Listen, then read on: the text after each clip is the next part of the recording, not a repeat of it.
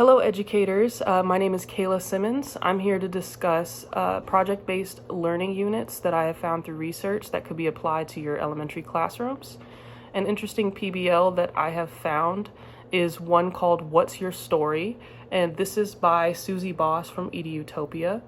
This is specifically for the language arts realm and also for early elementary education. So somewhere between first to third grade, this could be applicable for the classroom.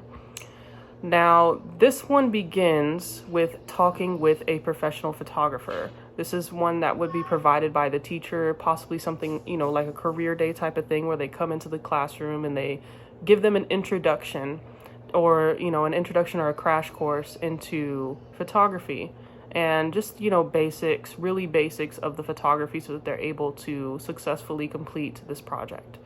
After that, they will begin by taking pictures in their surrounding neighborhood or the community as a whole, and these pictures will be focused on what they believe is special in this community, things or places that make this place special, things that make them feel special or they feel is special. This could be statues, this could be areas downtown, this could be, amusement parks, things of that nature, parks, wildlife areas, things of that nature, but just something where they're going to think, what makes my community special? What is it, why is it special? They could talk to their parents or, their teacher or other people in their life about it as well. Now, after they get these pictures, they will then bring it into class and they will put the photos together and write information on it. In this information, they will put, where this is at, how they had to get there possibly, why is it special, what makes it special, things like that, how is it special to them.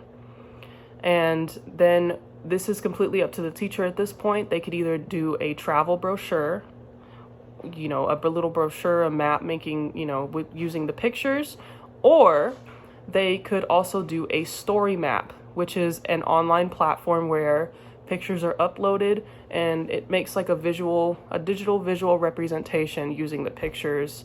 And as you go to it, it'll show the information of what the students wrote. Also, this could be placed as a visual in the classroom or even in the school hallway. That way, they can see it every day as they come in. It make them feel special. This is a really good project to begin in the beginning phase of class or even just in the school year, because this is something that really will give them a sense of belonging. They can, speak, with not only you, but also get used to talking and bonding with their fellow students. And this is just a great way to, really open up like, hey, this is what I think is special, things of that nature. This is also a very engaging activity because this is not really something where they have to just go home and sit at their desk and think about it. This is something where they are able to go outside of the classroom and really explore. It really allows them to think of fun areas and places in town that they can visit to take pictures. It's not just an assignment where they're, indoors. Really, assignments that are outside, giving them the ability to explore is really exciting for them. That's something that will really be engaging for them versus, hey, do this 10-page or 10 problem worksheet. This is also helpful in increasing cognition as well, as they are being introduced to the basics of critical thinking. Who, what, when, where, and why. Who did I speak to about this? What is this place? Where is it at? When did I go? Why is it special? Why is it special to other people? Why is it special to me? What is it that makes this special for my community? Things of that nature. And really who, what, when, where, and why, that is the basics of critical thinking and the basics of what they're going to need in future language arts courses. When they're going to need to write more, do summarizations, even just writing a rough draft, a one-page paper, anything like that. They're going to really have to learn how to expand their words and their writing and their thinking. And this is a really good way to increase that knowledge. This project is really based also on increasing factual knowledge, such as specific details and terminology as well. I also believe that this project is challenging for students. It can be, because not only will they have to talk to the professional photographer and learn about a new area as well. Most elementary age students are not very involved in photography. Maybe at the most they may have, play on their parents' phone, things of that nature, but nothing actually with, learning about lighting and things of that nature, and really how to focus on a good subject, things like that. So this will be a completely new area for them to learn. So it may be a little challenging in that area. They will also have to really infer and really think about their community. They're like, what is it that makes this place special? Why does this make it special? Why do I think it's special? What is the attraction to it? This is something that'll be really good for them to kind of like begin to think on those questions. It may also be challenging as well if the teacher chooses to do the online version of the project, which is the story map, because earlier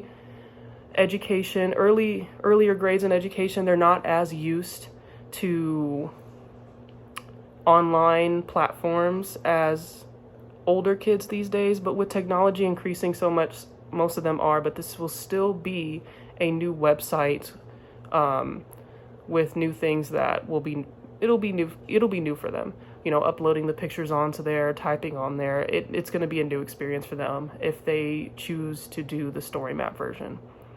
But the bottom line, though, this activity will really help students in thinking about in critical thinking, and just thinking about a critical way about their surroundings.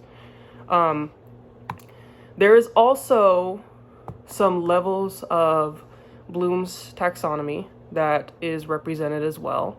In regards to that, I believe that a big majority is being represented in some form. They will have to remember, they will have to recall on the events that took place when talking to the photographer and, taking the pictures, when writing about them.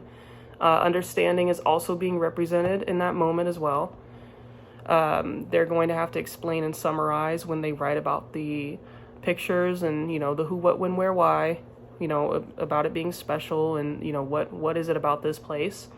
For apply, they will also have to apply what they wrote and discussed to the creation of the map itself, which also involves the level creating, because they're going to have to, create that big map, whether it is digital or the travel brochure or the big visual representation that's going to be on the wall. Either way, they're going to have to apply that to their area of that map to have to create it with what they've done with their pictures and with what they wrote.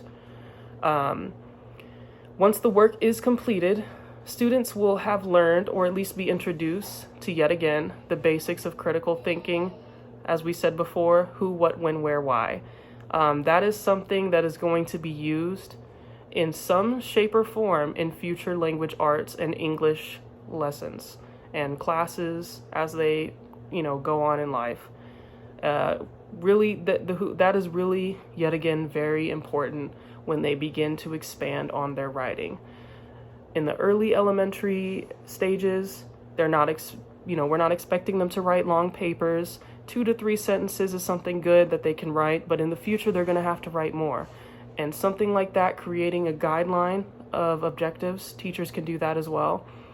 Reiterating the who, what, when, where, why, so that they're able to make sure that each sentence they could try to answer that. Expanding on their writing is the main focus, and also on their thinking and their factual knowledge.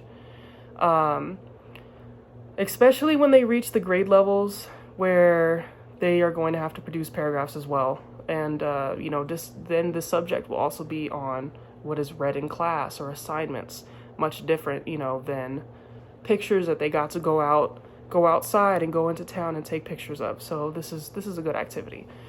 This will really also help them in understanding how they should think about a subject so that they can apply that to future lessons as well.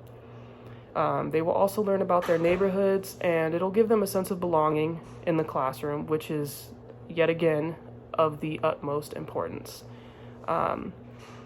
But yet again, this project, this PBL unit, is called What's Your Story by Susie Boss from EduTopia. My name is Kayla Simmons. Thank you so much for your time.